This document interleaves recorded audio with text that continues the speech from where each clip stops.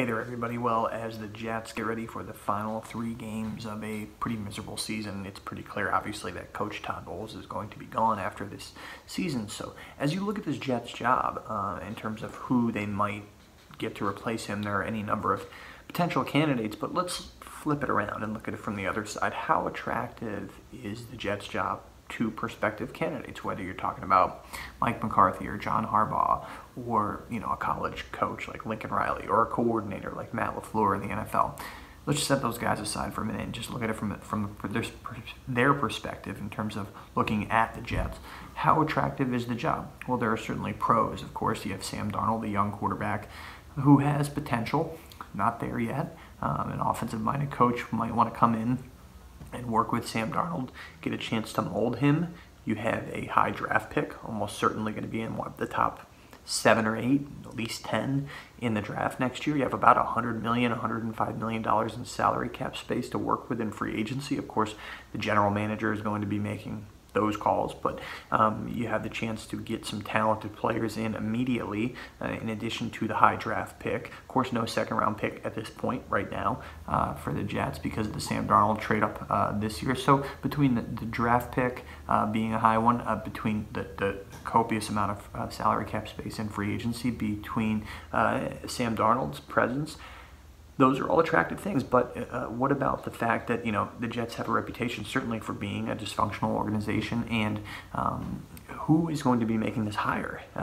Will Mike McCagnon be empowered to make the hire? Will he even be around to make the hire, or will the Jets go in a new direction at the general manager position? So say the new coach comes in and McCagnon's contract is only running through 2020, so that's only 2 more years.